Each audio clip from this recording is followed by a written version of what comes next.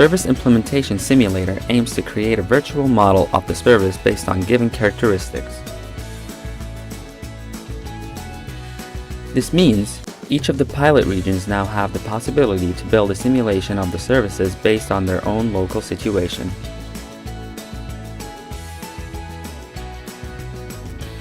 The assistant tool may generate a suitable way of using ICT, and not just in a specific region, but for each individual patient as well.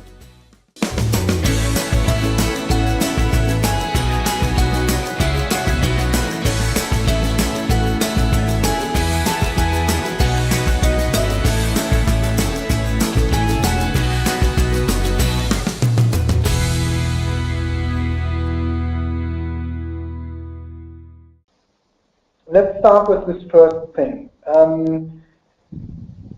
If in a care service we're looking at a business entity, a private provider, if you so will, a business case for them makes it necessary that all the immediate benefits to this entity are higher than the cost. I mean, that's what a business case is, more benefits than cost. So making a profit eventually. And that means that all that comes in because of the service, for example, in terms of patient payable fees or reimbursement coming from the health insurance, all these incomes must cover all the costs, like buying the hardware, having the staff, providing the service, and so on. And depending on the layout of the organization, would also have to generate a profit. For a certain period, of course, a company should be able to sustain losses. So say for 2-3 years after they've set up business, it's okay if they're not yet making any profits, but ultimately they have to make a profit. Only if we're talking about non-business entities like public providers or also the voluntary organizations, that would of course be different. But right now, let's start by looking at the telehealth call center, because that is a private business entity. And maybe if you go to the HPO TCR sheet, that's the telehealth call center. And the question is there a problem with the business case of the telehealth call center?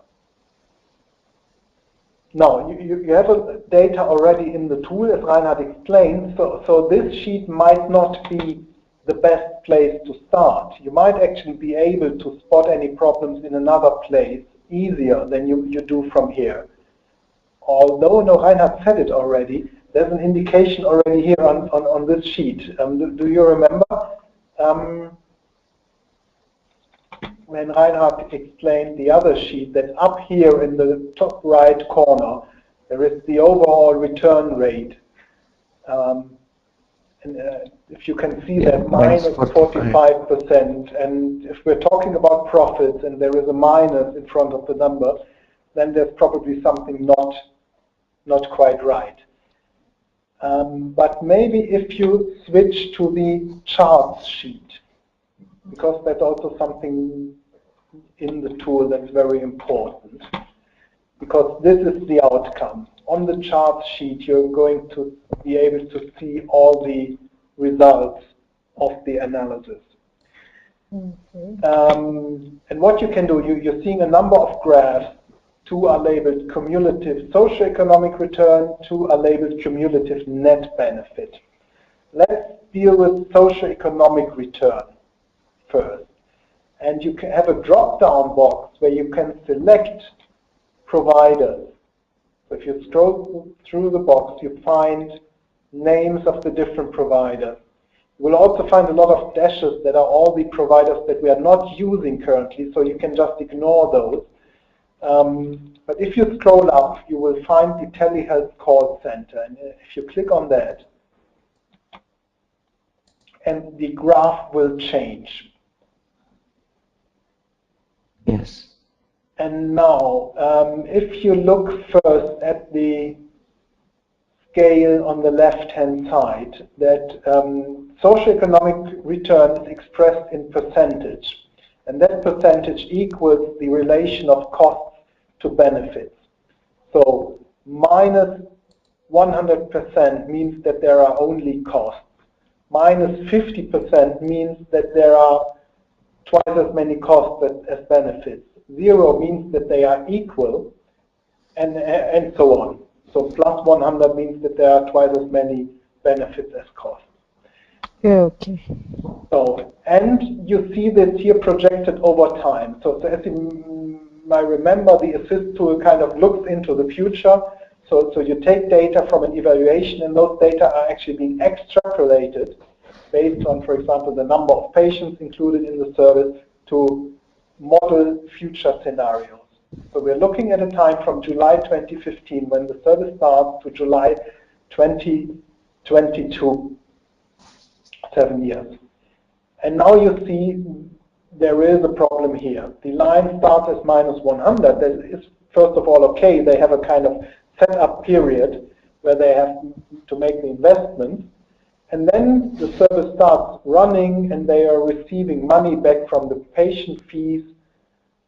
But here, July 20, January 21, it peaks at some minus 45%. And then there is a little dent here. I think that's a point in time where they have to procure new hardware because the old servers are running out or something like that. And then it goes up to minus 45%. Yes. But you see the problem. Even at the best times, after 5 years of operation or 6 years of operation, they're only recovering half of their costs. So that's certainly a problem for a private business entity.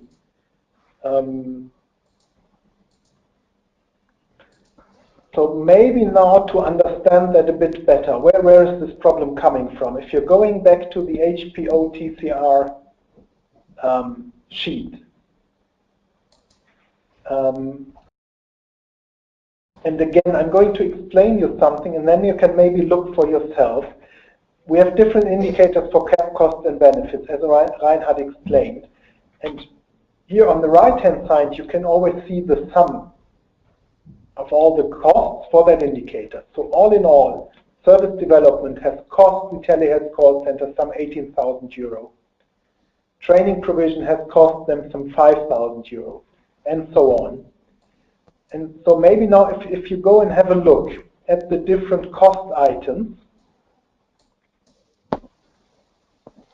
and their sums over the entire 7-year duration, and then compare this to the benefits. So we have here patient payable fee, revenue from clients and patients. We have some resource liberation because they can be more efficient due to having access to the shared client record. But the problem becomes apparent if you start comparing those sums. So just bear in mind we have here revenue about 400,000 and resource liberation, so improvements in efficiency 130,000. So that's about 550,000 euros of benefits. But if you look up here, they are paying almost 500,000 only for the telehealth devices that go out to the patients. And maybe if you look at some other items, another 200,000 only for the software that they have to license. And yeah, this is where the problem comes from. So currently, they have very high costs, especially in relation to hard and software, but also in relation, this indicator here is the time for service provision, so basically the time the call center staff spends on following up on those calls. That's also very expensive. I don't know, do you have any idea how could the business case of the telehealth center maybe be saved? Do you have any ideas what could maybe be done? Maybe we should be looking to procure cheaper devices. Yeah, might be a good start. Yeah. old telehealth problem. Why is the kit so expensive? Currently, and that's again taken from an actual service case, the kit costs 800 euros per patient. So that's expensive, but not too expensive. I mean, that's just what these devices cost if you buy them as regular telehealth devices. I mean, something that we could try, we could just assume maybe these cost not 800, but 400 euro. So, and that's something you can also do in your tool. Just change the amount from 800 to 400, and then go back to the chart sheet. Now it's minus 18. So that's a lot better, but it's not enough. So they would have to find a cheaper way to procure the hardware. I'm going back to the TCR sheet. I don't know, I've seen, we have, for example, in Smart Care in Aragon, what the people there are doing. They have a telehealth scheme, and they're actually not buying telehealth equipment for every patient to be installed in the home. They bought, I don't know, 10 telehealth kits, and then they equipped voluntary carers of the Red Cross. And what those voluntary carers, they go into people's homes, take the readings, say every other day or something like that, and then the data is transmitted to the call center. So basically, they have like 10 telehealth kits for looking after 200 patients. And then equipment costs suddenly are not a problem anymore. So that would be as if the telehealth kit cost only 50 euro per patient or something. But you need the volunteers. But you need the volunteers, yeah. Yes. And, you have to be lucky enough that you don't have to pay anything for it. But that's one way. I mean, other things we discussed in other projects, if you're not going for these really hardware telehealth boxes so much, but rather for mobile apps and things, that those might also be quite a bit cheaper. But be that as it may, I mean, the problem here, one problem here is definitely that the telehealth equipment is so expensive. And what happens when you change the installation time? I mean, that's also 90 minutes. If it would have been easier to install in 30 minutes. Actually, never tried that, yeah. Oh, that doesn't make a difference. It's just going to the charts, but Yeah. the number didn't change a lot. Yeah. Yeah, but it's 17%, minus 7. That's not doing the trick. Yeah. Maybe we should increase the revenues from clients after. Yeah, clients more. I mean, I'm scrolling down to the revenues here, and that's the patient payable fee. That's currently 20 euro per patient per month. We could, of course, increase this to 30 just to try it out. 30. Yeah, that looks good. Going back to the chart sheet. So that would also be doing, but we are still at 400 euro per telehealth kit, so we left that change in, but that would be another ingredient. I mean, then the question, of course, is 30 euro. It depends, I think, a bit on your patient population. If you're looking after COPD patients who are, well, I'd say COPD correlates quite strongly with socioeconomic status.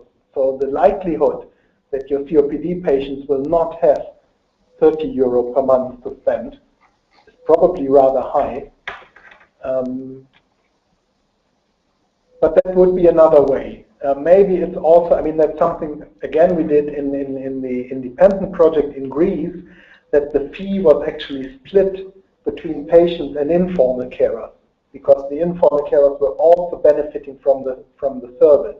So you could say 20 euros are being paid by the patients and 10 euros are being paid by the informal carers. In some we would have the same result, but it might be easier to sell that. And we will be coming back to that because there might be yet another way that we're looking at in the next lesson. Another source of revenue. for the time being. I mean, apart from what we talked about in terms of the content, that's one of the things that you can do with the tool, that you can play around with numbers like that. You can put in your baseline data, and then you will be able to see, okay, does it work out, does it not work out? But then you can play around and say, okay, now I keep increasing my patient fee until I have a business case established. And then you can think, okay, is this still reasonable? Will people be able or willing to pay that or not?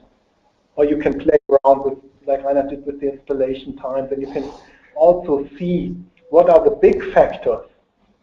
So, for example, if we're going back to the cost indicator, staff time spent on training provision, 5,000 euros. Compared to all the other cost items, this is so low that you probably will not have to think about optimizing your training provision, because it just doesn't make a big difference compared to the other things. So you should be focusing on those indicators with a high amount, with a high impact, if you so will.